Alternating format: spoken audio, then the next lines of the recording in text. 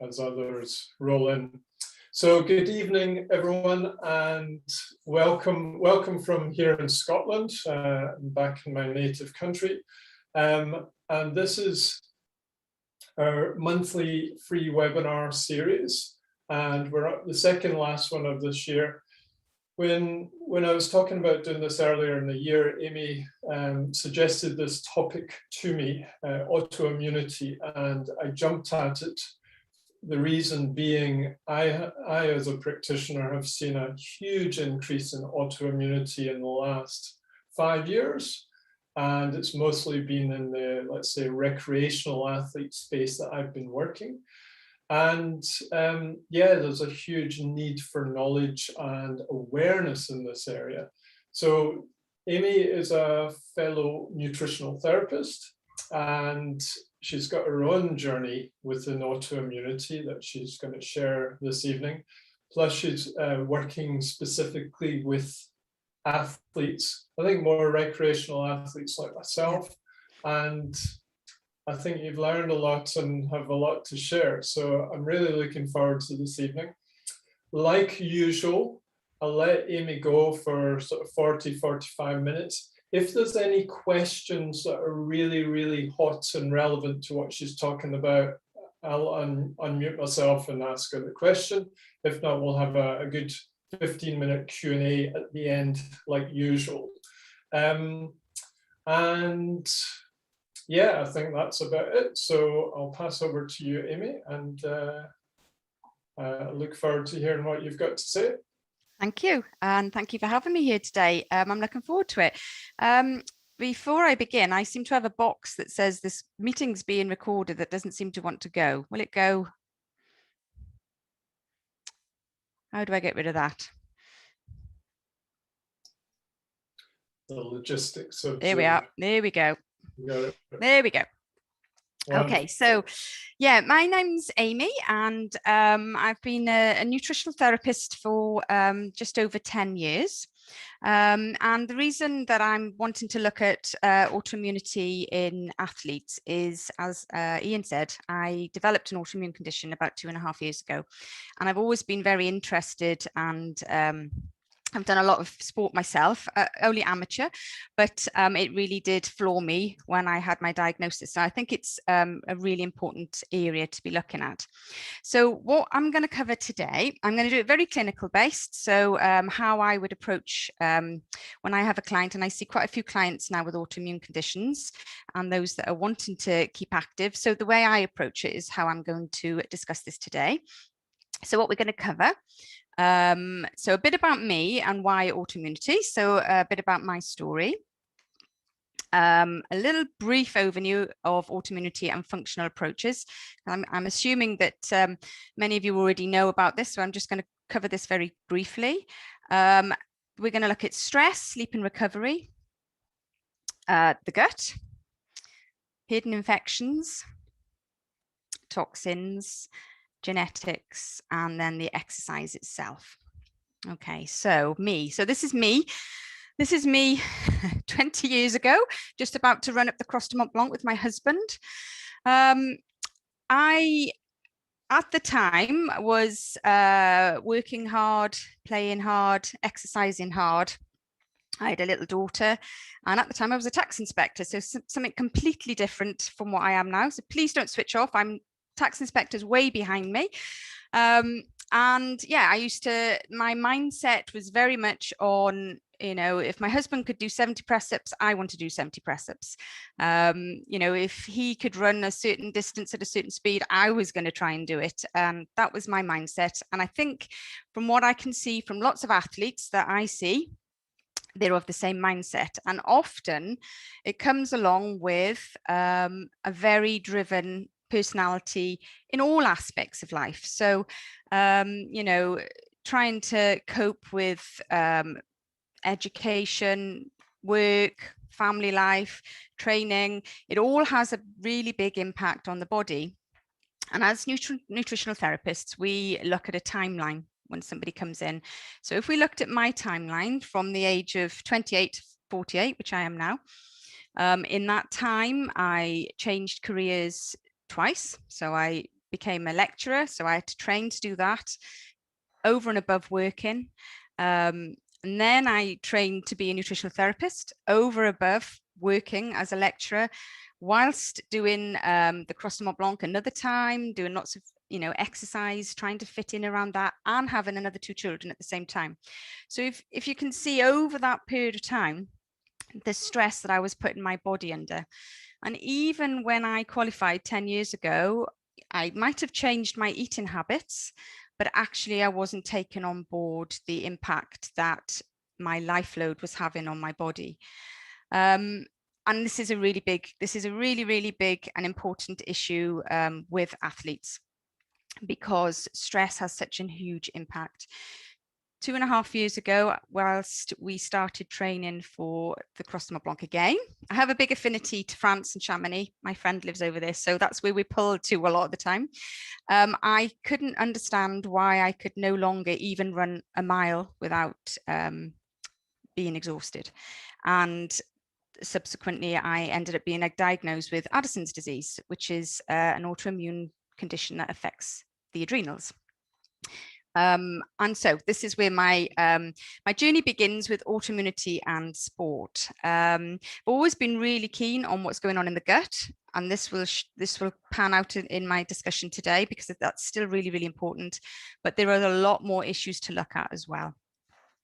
So yeah, as you can see, I've since being a tax inspector, I'm qualified nutritional therapists. I did the certificate of integrative sports nutrition with Ian. I am a kinesiologist, lecturer, so I have lectured in nutrition and anatomy and physiology, and I also did a bit of colonic hydrotherapy, which I'm not doing at the moment, but I'm also qualified in that. So, okay, that's enough about me. I will weave it in as we're going along, and you can see how my story pays out in what we're going to talk about. So what is autoimmunity? So the immune system is there to protect us, and it's got a complex network of cells and proteins and chemical reactions that are there to protect us at all times. But sometimes the immune system gets a bit confused, and these cells and proteins and chemicals that are supposed to protect us start to attack different parts of the body. So for me, that was my adrenals. For somebody with type 1 diabetes, it's the pancreas, and so on and so forth. There is a lot of inflammation. So cytokine storm. Inflammation is a huge trigger with autoimmune conditions. So trying to get that inflammation down is really essential. And we've got to remember that everybody that comes into clinic, or everybody that we are working with, whether or not it's as a nutritional therapist or as a physiotherapist or a sports athlete coach, the autoimmune condition, everyone has its own symptoms and it has its own physical reactions. So it's going to affect people differently. And I think this is a really important element to take into consideration, because how people react to a flare-up, an autoimmune flare-up, could be different. But generally, there is a lot of fatigue, there's a lot of pain in different parts of the body, and it can really floor you. So I think there's over 70, maybe over 80 different autoimmune conditions now. So there are many, and they are on the rise. And as Ian mentioned at the beginning, more and more people are developing these autoimmune conditions. And the likelihood is, after this COVID outbreak that we've had over the last 2 years, those autoimmune conditions may be on the rise further because of the attack on the immune system. So we've got things like rheumatoid arthritis, Crohn's disease, Hashimoto's, which is a disease of the thyroid, celiac disease, lupus, ulcerative colitis, type 1 diabetes, Addison's, and the list goes on and on and on. So people, and often once you get one autoimmune condition, you are much more vulnerable to more autoimmune conditions. So treating that, supporting the body to avoid more flare-ups is really important, because we don't want the body to start attacking other areas, other organs. So how do we approach this? What's a functional approach to autoimmunity? So the first and most important thing is we need to get that inflammation down. We need to dampen down the inflammation. And we need to modulate the immune response. So we need to stop the immune system being so fired up. We need to modulate it. And we need to manage expectations. Now, I know for a fact for me, I found it very difficult. You know, I was in a hospital bed. I was in hospital for a week, really, really poorly. And as soon as I saw the specialist, the first thing I asked him was, when can I run again? So when you've got that mindset, you're poorly, you can hardly stand up, but you're still wanting to know, when can you exercise again? It's a really big hurdle to overcome. So managing expectations is key. Often it can take a while because your body is no longer able to do exactly what it was doing before.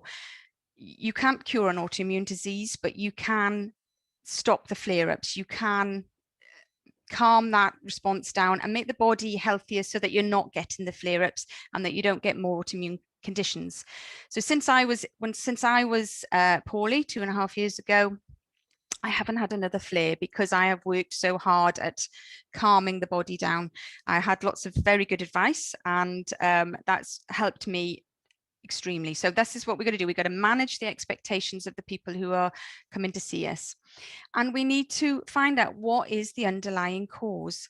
Why did the disease happen in the first place? And this can be for many different reasons. So we have genetics. We are often genetically predisposed to an autoimmune condition. So for instance, if we look at my grandparents, you know, there's vitiligo, there's rheumatoid arthritis, there's thyroid disease, there's, you name it, there's lots of these conditions in my family. But that's only a part of it, and it's quite a small part, really. About 30% is genetics, the rest is environmental, and these are things that we can do something about. So things like stress, hidden infections, what's going on in the digestion, nutrient deficiencies, food allergies, intolerances, toxins, genetics.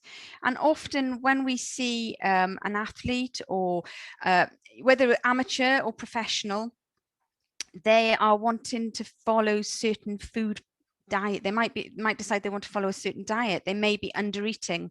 They may be eating the wrong combinations of foods, and these can all have a big impact. So it's really important to know what is going on with the client. So let's start with stress, sleep, and rest. This is a really important place to start.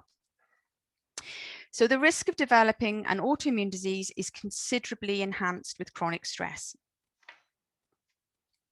This can be emotional, physical, or chemical.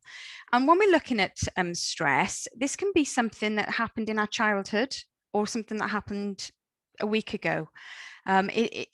Stress can hold in the body.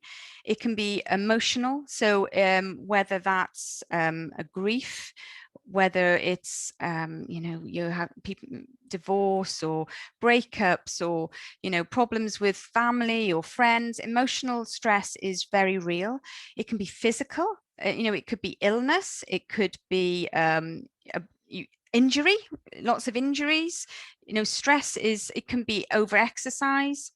It can be chemical. So what's going on in the body? Sometimes my experience is when I speak to people about stress, they think of stress as being, oh my gosh, I'm stressed, I've got so much going on, but it's so much more than that. So when we look at it from a functional medicine or a nutritional medicine point of view, we would look at the timeline and look at what's gone on from childhood right the way through until the age they are at now, and look at where is the stress in their life and how you can modulate that stress response. So like I just said, it could be work overload. So often, especially with amateur athletes, what's happening is, and I think also if I look at when I used to train 20 years ago, the target was often a half marathon or maybe a marathon. Now the amateur athletes are doing Ironmans, and they're still trying to bring up children, work all day, and, you know, you have people, divorce or breakups or, family or friends. Emotional stress is is still managing the house, the bills, all the life loads that come with that, and doing immense training. So all of this is a huge burden on the body, and it's about managing that. And if you've got an autoimmune condition as well, then you are really, that person is in a position where they're going to get more and more flare-ups. It's going to be hard for the body. So it's about managing that stress. So those with an autoimmunity, who are living with autoimmunity, it can be more difficult to downregulate their immune response when living with stress. I can't stress that enough. That's the one thing that really struck home to me when I became ill. So it's really essential to calm the nervous system and allow the body to heal from inflammation. And a bit of advice that I was given, and I'm going to quote him now. This is Mr. Ian Craig. He mentioned to me to write a list of energy givers and energy takers. And it's a really, really simple but effective piece of management for stress. So writing on a piece of paper, energy givers on one side and energy takers on the other side. And often the energy givers are the same as the energy takers. So that's things like family. And that's just what happens. We love our children and they give us so much energy, but they also can take some away. But there'll be other things that can be reduced. So it's looking at that. And it, once you can manage that balance, then it makes it easier to manage the autoimmunity and continue with the training that we all love to do. And that's the important thing, isn't it? We want to get back doing the training and doing the exercise that we love. So calming the nervous system, how can we do it? I really like this picture because it's got an A on it and I thought that was good. I'm A for Amy, Superman. Okay, so things like yoga, meditation, deep breathing. So when we think of deep breathing, in order to really help the vagus nerve, and the vagus nerve is that connection, from the back of the neck, it comes right the way down and it joins what's going on in the brain to all the organs of the body. There's a lot of research and a lot of talk about the vagus nerve at the moment. To get that really lovely vagal tone, so it calms the whole of the body, things like deep breathing is really good, and meditation. And when we breathe, if we breathe in, say we breathe in for 4, breathe out for 6. Some people talk about certain numbers of breath, but I find that more difficult. I find I can't breathe when I do that. So I often say to people, if, for instance, you're breathing in for 4, breathe out for 6. As long as you're breathing out for longer, that really calms the body. And, this can be done any time of the day. So scheduling it in through different parts of the day can just help calm the nervous system as throughout the day. When we have all these life loads, it just helps to calm it down. So also things like cold water, swimming. The cold water really helps to just bring you back, grounds you, and helps the vagal tone.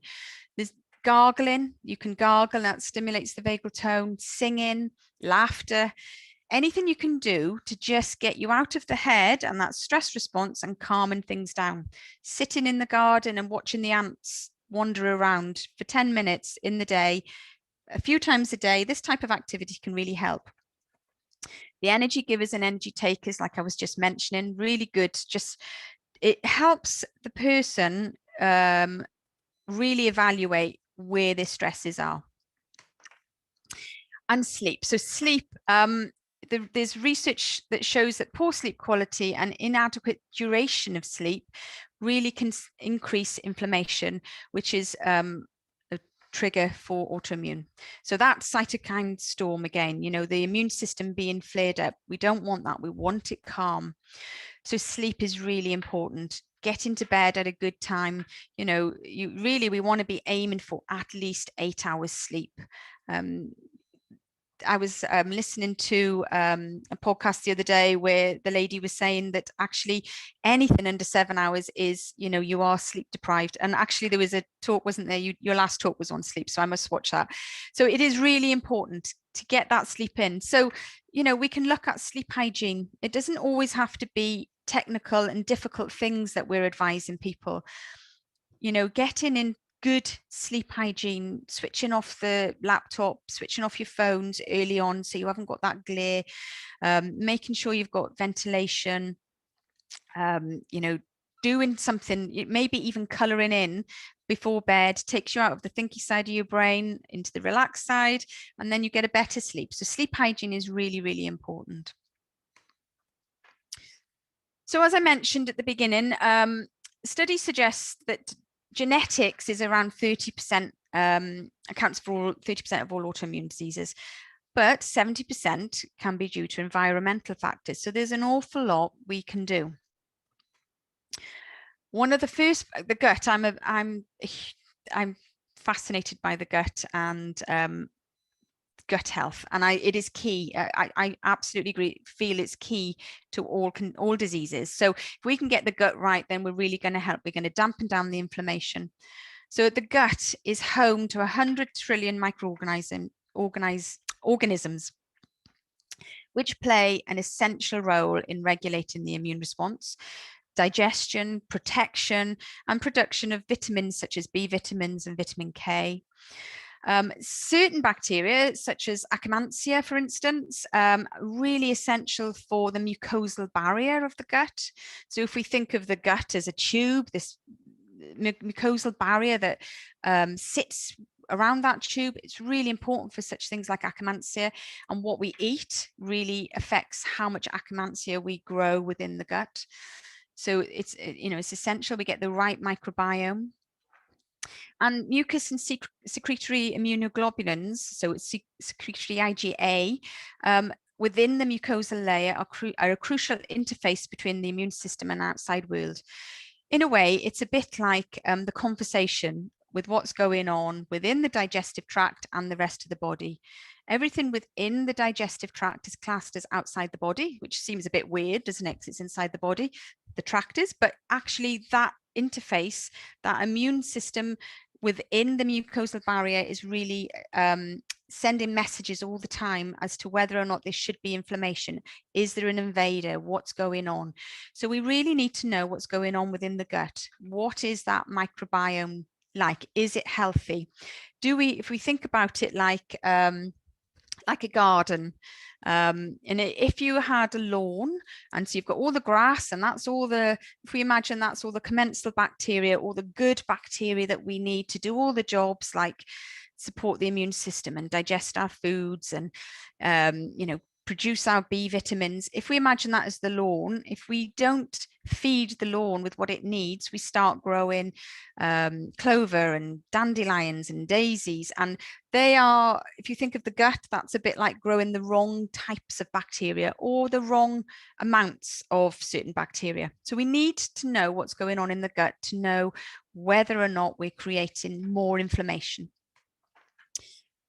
If we think about stress again, I'm going to keep coming back to stress because it is so important. Emotional, physical stress can really deplete the levels of our secretory IgA, which then will leave the athlete open to infection. It lowers immunity and it increases these autoimmune flare-ups. So if we go back to my presentation, right the way from my 20s, when I was working hard, playing hard, and doing everything too hard, my digestion really suffered. And I used to suffer with bloating and constipation, and it just wasn't a good digestion. And even then, and that never really changed until I started my nutritional therapy. And then even when I was eating the right foods, I still had to work really hard at it. And it's only been since I've done lots of investigations into my gut with stool testing and seeing what's going on that actually things have improved. So it is really important to know what is happening in the gut and also to calm that immune system down from stress. So what we need to do is consider, is digestion optimal? Are there any symptoms? So when we look at symptoms, I think it's important to begin from the mouth and work your way down. So if we think about it, is somebody getting bad breath? Have they got tooth decay, gum disease? Have they got indigestion? Actually, the mouth harbors lots and lots of bacteria, and there is a lot of research now linking what's going on in the mauth with autoimmune and other conditions, especially heart disease. So knowing what's going on in the mouth is really key, and you can do oral microbiome testing to see what's going on there. Is there indigestion? Is there pain between the shoulder blades? So often people don't know they're getting indigestion. They just think, oh, I've got a bit of pain between my shoulder blades. They might be getting silent indigestion. Do they just feel full? Are they bloating, burping, constipation? Are they getting diarrhea? Are their stools floating? What color is it? Is there indigested food? These are all signs that the digestion isn't working optimally, which then leads us to think that if the digestion's not working optimally, then we are in a position where that mucosal membrane might not be good in the small intestine. We could be getting leaky gut. We could be then creating more inflammation, aggravating the autoimmune condition. So it's an essential part to know what is going on, what is the digestion doing, and how can we heal it. And one of the things we can really look at, and this is an easy way to look at things, is to look at what impact foods are having. So leaky gut can leave athletes more sensitive to certain foods contributing to symptoms. So an easy thing to do is to keep a food diary and see what reactions are happening. It can be inflammation from the gut. So if we're getting a reaction to, say somebody's eating rice, and when they eat rice, they start to feel like they've got more of a foggy head, but they can't really put the finger on it, but they're not getting bloating. But that can still mean that they're getting a food reaction to it. So it's not always bloating. It can be a symptom in the gut, but it could also be joint or muscle pain. It could be a foggy head. They could just feel like they're getting a low mood. They're getting headache. Maybe they've got poor recovery after exercise. If we're eating foods that are having a response in the body, it is firing up the immune system again. And that's what we want to avoid with any autoimmune condition. So knowing if there's any foods causing an irritation is really important. So some of the main foods that might crop up, gluten, I would say gluten there's so much research linking that to autoimmune conditions that I would say leave gluten out altogether. But I'm not one to leave out big food groups. So I do think it's worth investigating what else is going on. But I would say gluten is a biggie. Dairy can be a problem for some people. Grains or pseudo grains such as quinoa, legumes, and often these foods can be more tolerated if we soak them or sprout them. So it could be the case that for a short period of time, we reduce them to reduce any inflammation. But then once the gut has healed, you can start to introduce them again, but in a form that's more manageable and much more easy to digest. So all the time, it's about managing what's going on. And obviously, if people are doing an intense training exercise, they need to make sure that they've got recovery foods and preparation foods. They need to make sure that they're fueling properly as well. So it can be quite a juggling act to get all the elements right. But even before they're doing those exercises, they need to calm the body down. So that is key. So looking at these foods, deadly nightshade can cause lots of inflammation, or eggs. So it's about experimenting and seeing for that client.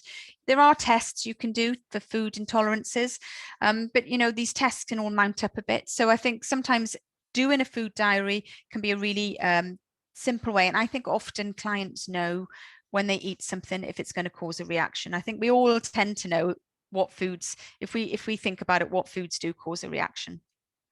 Okay, so.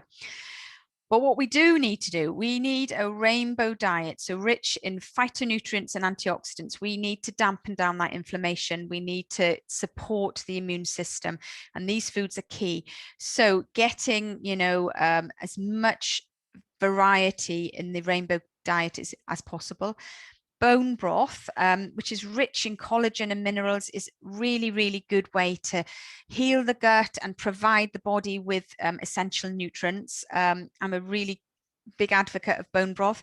If you have a client that is a vegetarian, then you could think about using seaweed. There are other nutrients that you can use. Prebiotics, so onions, asparagus, leeks, garlic, apples, konjac root. And actually that's a really good root to use because you can get it as noodles. So if somebody is finding that they're starting to restrict maybe some grains, they could use that in a ramen or something like that. So it's a really good one to use in. Probiotics, so if somebody's having dairy, they could have kefir, or if they're not having dairy, they could have something like a coconut kefir. Sauerkraut, so including these foods daily, kimchi, tempeh, miso, these are all lovely foods that you can include to really boost the gut bacteria and really support that, modulate the immune response. And that's what we want to do. Organ meats, really, really key. And then fats, we need these good fats wherever possible. So getting these in the diet is key to dampen down that immune response and the inflammation. So what does the rainbow diet look like? So I've got this off the, I need to go back. I've got this off the BANT website that I'm registered with. For if there's a condition such as with autoimmunity or any other illness really, they suggest at least 7 pieces of veg and 1 fruit, but I would go further than that. I think, the more the merrier. If you can get, I try to aim for 10. I try to tell people, just keep getting them in there. And the rainbow diet is key. So get in that variety. So, you've got cauliflower, garlic, ginger, mushrooms, then you've got your lemons and your spaghettis and butternut squash, you name it. We've got such a variety there, and that every different season we've got the variety. So getting the rainbow diet is really key. There are people like Dr. Cara Fitzgerald, big on getting however many cups, I think it's 3 cups of veggies in. Also with the Walls protocol, there's lots. The research now is about upping this veg content, and it's a good thing to be doing. So the other thing we need to look at, so why has this, another reason why the immune system might have gone a bit haywire, is hidden infections. So we've got things like bacteria, viruses, parasites, they can all be a trigger. And, we live with these things all the time in the body. So we do, we have all of these in the body all the time, but actually, if they become out of control, that's when the problem can become. So things like Epstein-Barr virus. So has the person had glandular fever as a teenager? That can be a good indication that the immune system has been triggered early on. The herpes simplex virus, is somebody getting cold sores a lot? There are a lot of everyday viruses that people have, and they don't really associate it with, oh my gosh, this could be a trigger to something else. So it's really worth knowing about this. Certain gut bacteria. So I talked about the garden being the gut, all the lovely microbiome. Well, even within the commensal gut bacteria, so the bacteria that we want to sit within the gut, if they become imbalanced, so if we get too much of a certain bacteria, even though it's supposed to be there, that can then become a problem, and it can go from being beneficial to pro-inflammatory. So we need to really know what's going on in that digestion. What is that picture? Are there any parasites? Has somebody been to a foreign country and had food poisoning 15 years ago and then not thought any more about it? And has that parasite still been sitting in the gut? We need to know what's going on. Does the client suffer with water infections, thrush, infections of the vagina or penis? Are they sweating a lot? Do they have mouth sores?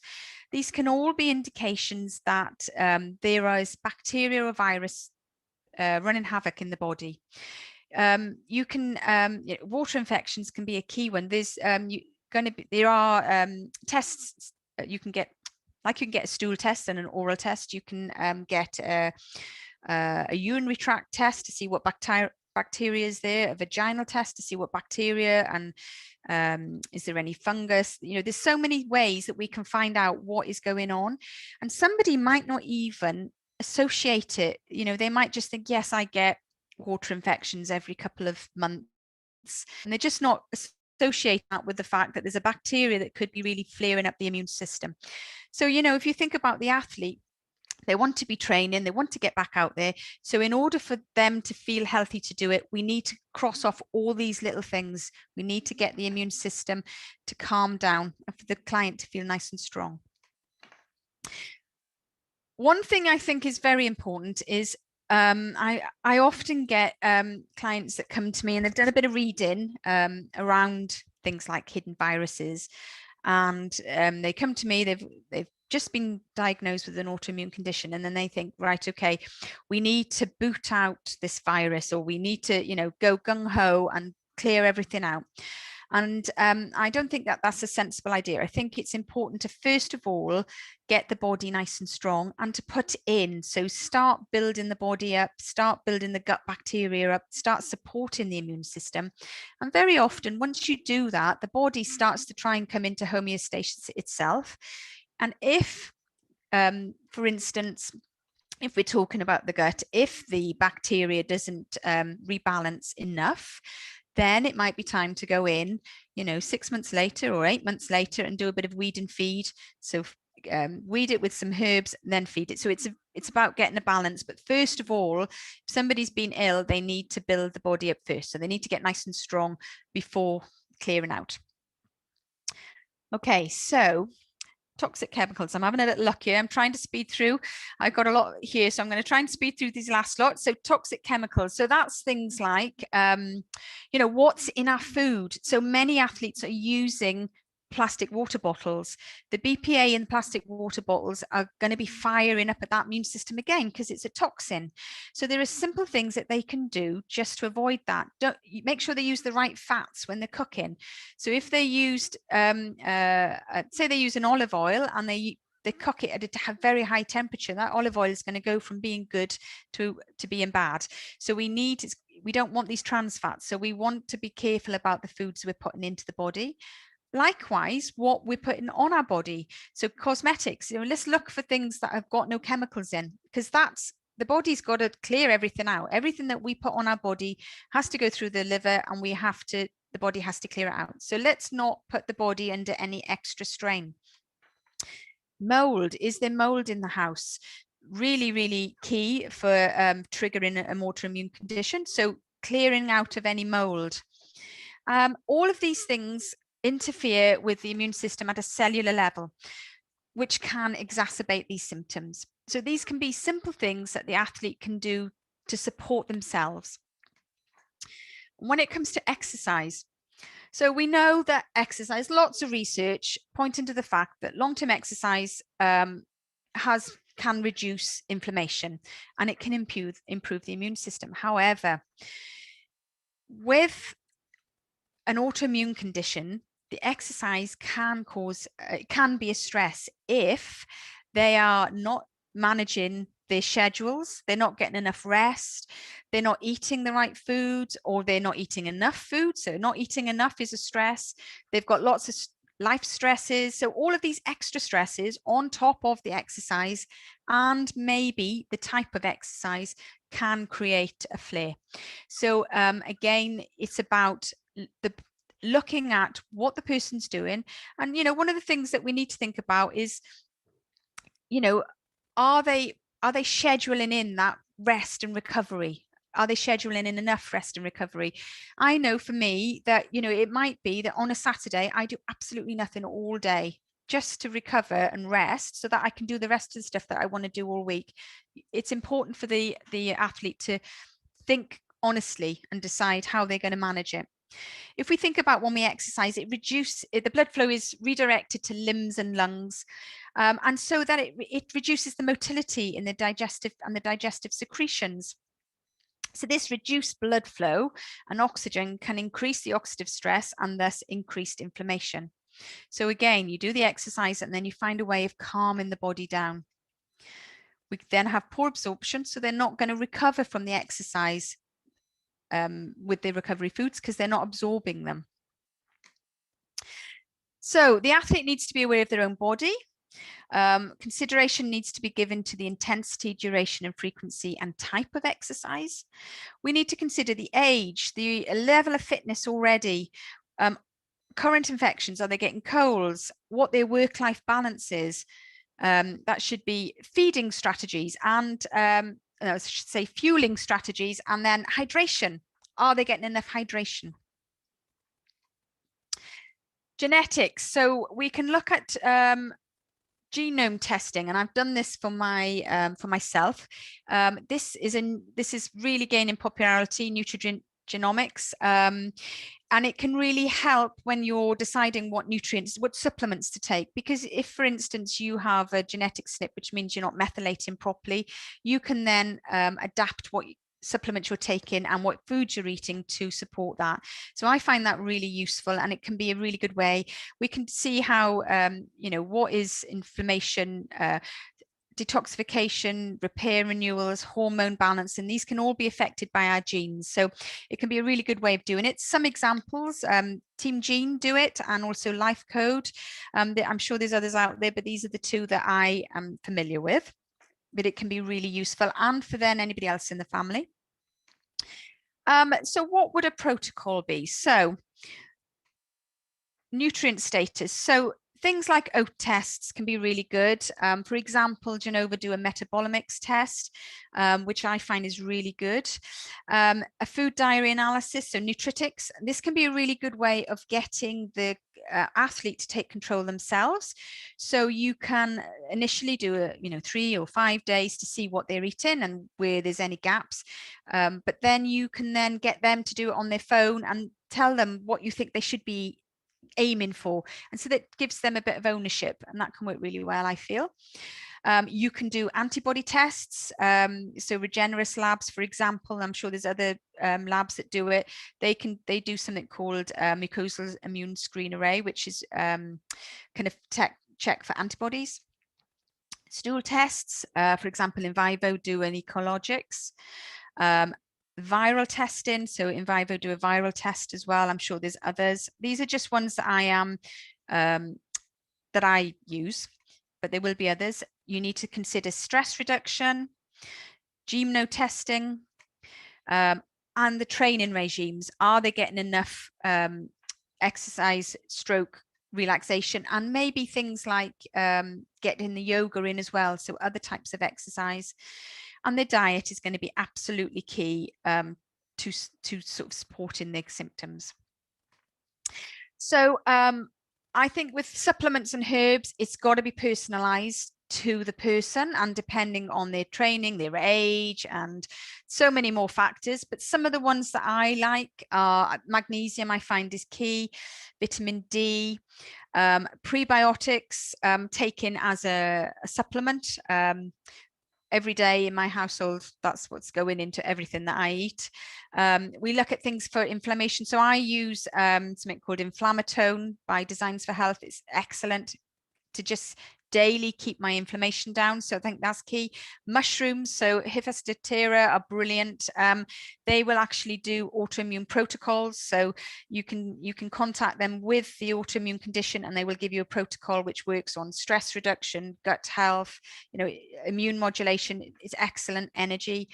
And I've used that myself. Herbs such as ashwagandha, maca, shatavari, you can use these in your smoothies. You can make a hot chocolate with cacao and use these herbs, make protein balls with it. These can work really well at balancing the hormones, which will help reduce the inflammation. B-vits are key. Our fats, so things like omega-3 and coenzyme Q10. These are just some. I have not gone into depth supplements because I think that it really depends on the client and their presentation. Thank you. I went through a load of stuff there. I hope I haven't bombarded you. I'm quite passionate about it. So yeah, I wanted to get quite a bit in there. But any questions? As long as they're not too hard. I stuck to 45 minutes there, Ian. That was impressive, Amy. Thank you. Well done. I think I got quicker and quicker, didn't I? No, you had a nice relaxed style, so well done. And I think you covered that topic very comprehensively, because it is a big area. You can go down many rabbit holes with autoimmunity. Okay, let's look at questions. We'll use the chat box, guys. So any questions you want, just type it in and I'll read it out for Amy. From Tracy, your thoughts on gut cleanses, how often, duration, benefits, etc. Thank you. So I think it's about knowing what's going on in the gut first. So this is where doing a stool test can really be beneficial, because once you've done the stool test, you will know then. So if I talk about the Enviva one, because that's the one that I use, like I said, there are lots of other ones, but it will look at exactly what commensal bacteria is in the gut, but also any pathogenic bacteria, parasites, candida. It goes into a lot of depth, and from that you can see, okay, what are the levels of pathogenic bacteria? And often there might only be one or two that are raised a little bit, but you'll see that the commensal bacteria is often low. So I've seen people without any, for instance, Bacteroides, which is a really, really key species, takes up a lot of space in the gut. And when that's missing, that leaves space for the pathogenic bacteria to grow. So often by just feeding the good bacteria and getting that back on a level playing field, the pathogenic bacteria then reduces naturally. If there is a stubborn bacteria or a parasite that needs clearing, then I would look at it on a case by case, and I would only do it for I would feed and then I would weed maybe a week, maybe 2, maybe 10 days, see how the client's getting on, and then feed again. Always looking at where you're also getting your prebiotics to make sure, because what you don't want to do is just clear out and leave empty spaces, because then you're ending up with more, well, you're leaving a space for pathogenic bacteria to grow again. I know when I was training, it was all about the 5R program, and you had to remove before you did anything else. But I'm finding that more and more, by having the information from the stool test, it'll give you that gives you the knowledge to be able to go in gentler and a more gentle approach. And the body wants to get back in homeostasis. So by putting in the right nutrients, often I find that gut will rebalance. I hope that answers. Yeah, that was great. Thank you. You're right. I think the stool test is a great place to start. And I personally, I would not want to clear everything out of my gut, because I think you're right. Then you run the risk of inviting other, types of impurities or whatever bacteria that are not healthy. So yeah. Thank you. Yeah. Okay, that's great. Thanks so much. Thank you. Yeah, I'll just mirror that response as well from Amy, that yeah, you don't want to be too aggressive. I see so many aggressive protocols within nutrition, and people are then compromised in their health. You need to actually be doing stuff that's gentle and supportive and building to the body. So next question from Gerard. You mentioned quinoa earlier. Are allergic reactions quite common? With quinoa in particular, I think it depends on, it is a pseudo grain. So if, for instance, lectins are a problem, then quinoa can be a problem, just simply because of the protection around the grain itself. So if grains are an issue, then quinoa can possibly be an issue. But I find as well that if you leave these things, if say for instance you leave the grains out for say a period of 4 to 6 weeks, but at the same time you are healing the gut, you'll find then that these foods may come back in if, for instance, you sprout them or you soak in them to make them a bit more digestible, because you're breaking down those lectins then. But for some people, grains are a big issue, and especially if you've got an autoimmune condition, it can be. But I'm not keen on just booting things out willy-nilly. I think a lot of all these foods have a really big part to play on the variety of microbiome. So it is about sort of managing that. Yeah, that's also important. It's there's so many different types of restrictions now that you can make, that potentially these groups can have a negative impact on the gut. But then you're too restrictive. And I find psychologically, emotionally, it can cause a lot of pressure on a person's stress by imposing a strict regime as well, which isn't going to help recovery. Okay, any other questions, everyone? I wanted to just query you, Amy. You said you trained in colonic irrigation I think before nutritional therapy. You don't use it now, but how do you rate that as a therapy with all that you know now? Is it something you would also still bring in? I think it can be. I think there's two. It can be. I think it works lovely alongside the nutritional approaches.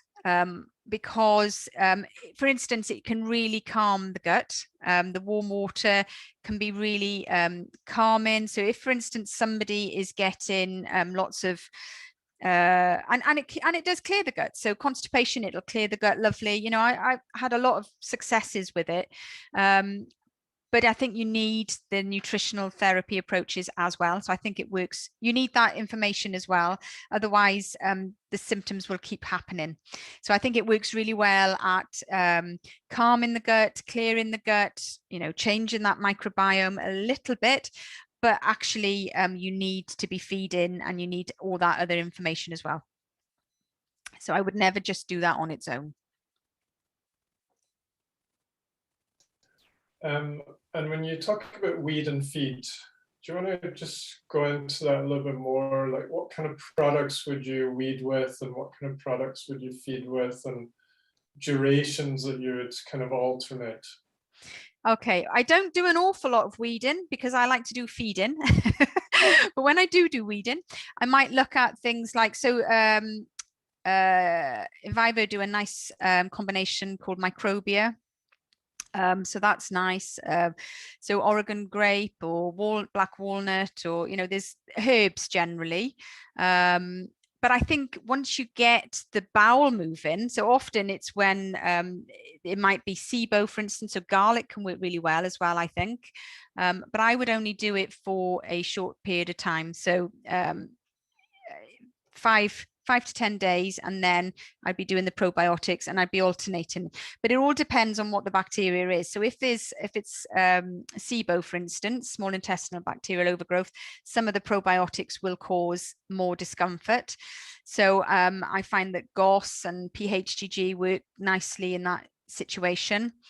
So I tend to do more feeding, and if there's any problems, then I will look at things like the microbia, you know, the herbs for a short space of time. I don't know, how do you do it? What do you tend to do, Ian?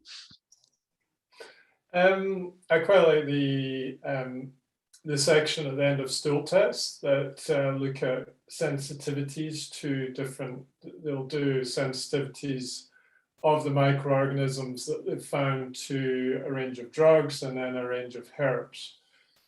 So that's useful if I run a stool test. So things like oregano I'll use a lot of, but then there's been some funky stuff like ozonites I've been using that I got in South Africa. And that's a herbal blend with some wormwood and obviously ozone within the product. So yeah, it varies, again, very personalized. I quite like berberine and grapefruit seed because you've got you're balancing the blood sugars, but it also supports the immune system, and it's quite good at a gentle clear as well. So yeah, I know when I was first training, I because of what I'd been taught, it was about, oh, okay, how can we, you know, boot everything out? But yeah, I just I'd be honest, when I've done the stool test, it's very rare that I've come across anything that's been massively, you know, out. Usually the bacteria is out a little bit, and once you start correcting it with the good bacteria, it starts to rebalance without the need for anything too drastic. So I think the knowledge is key. That makes all the difference. You've got a really, really important question that's just been put through, Amy. your husband is asking, when will you be taking part in the Cross de Mont Blanc again? After covering such a balanced subject. I thought he was going to ask me, when am I going to have tea? It's in the oven. When I'm 50, starting my training now. So yeah, a year and a half. I've had 2.5 years of, I had a year of not doing anything and just doing yoga and stretching, and then a year and a half, which lockdown came at the right time, of upping my walking and then gentle jogging, and I feel I'm in the place now where I can start training again. So yeah, when I'm 50, that's my plan anyway. I'm going to blog about it, hopefully. Great, yeah, we'll definitely have you as a case study. Can I ask one final question? With the vagal tone stuff that you mentioned earlier, Amy, which is very, very important. You obviously schedule in a lot of downtime, and like I love going into the garden and watching ants. I've read similar meditation things, like watching bees flit from flower to flower and that sort of thing. You mentioned cold water therapy, and I think there's sort of pros and cons of that, because it can stress you into a kind of sympathetic response, but apparently the longer term effects are more vagal tone. Are you able to expand on that a little bit? I'm not an expert on vagal tone, but I've used it. I used it from probably March, April, right the way through. I think the last time I went in the sea was the end of September. I'm not doing it now, it's too cold now. There are many people that are still doing it. And I just found that actually, definitely for my autoimmune condition, going in the cold water, in the sea, that's what I do, has a huge impact. So it just I could feel it calming my whole body down. And afterwards, for a number of hours afterwards, it just really calms the body. Working on, and it works on the vagal tone, and I'm doing it all the time. So if I can't get in the sea, I'm splashing cold water on my face, or at the end of a shower I'll try, and I'm not so good at the showers with cold water. That seems worse than going in the sea. But even if it's just a bit, it just shocks the body into I think what it does as well is it takes you out. I talk about this a lot with clients, is you need to get out of your it's like you need to put a break in that stress response. It's like you need something to just break it. So when you wake up in the morning, I know I used to be like this. I would wake up, and from the moment I woke up, I'd be thinking about when I was going to plan in my training, how do the kids have food? From the moment I woke up to the moment I went to bed, it was thinking and doing and stressing. Even if I wasn't stressed, I was busy. I was doing, even if it was doing stuff for the church, or it was just non-stop, joining, being on committees for charities or whatever it was. I was filling every minute of every day with doing stuff. And what I found is that the more you can step back, and I'm not very good at meditation, so I don't do that because I still have too much of an active brain for that. But that's what the sea does for me. When I get in the sea, I can just calm everything down, lie on my back, look at what's going on in the sky. It just, for 10 minutes, it just does rein it in for me. And the same with sitting in the garden, just 10 minutes, just listening to the birds or just looking at what's going on in the grass. It's revolutionized my health, and I've not had a flare since I was ill. So I really feel passionately that it does work by getting in these strategies, colouring in, or whatever it is, getting you out of that thinky side of the brain. Doing cross crawl, I do things like that as well. So cross crawl, just to get the left and the right side of the brain. I did it before I did this tonight because I was thinking, oh my gosh. So there's certain things that I will just do automatically all the time now, just to get my body in a better calm state. Yeah, but I'm not a vagal tone specialist. You'll have to get somebody else in on that. I think you are. You're a vagal tone applied specialist. Applied, yeah. I don't know the technicalities. Yeah. Oh, I tell you what, I find think really working. Me and my husband have started ballroom dancing, and I tell you what, that you can't think of anything other than ballroom dancing when you're doing that. So that's good for calming the brain. That's brilliant. I think that's a brilliant place to finish, Amy, because you know, this thing about putting your brain on park and feeling and tuning in rather than just thinking and doing the whole time. So yeah, thank you. I very much appreciate your talk tonight. So thank you. And for everyone else, we'll share this on YouTube tomorrow and send Amy's slides over to you, and just fire questions over if you've got any, and I can share those with Amy. Yeah. So thank you. And, thank you. Good night, everyone. Bye.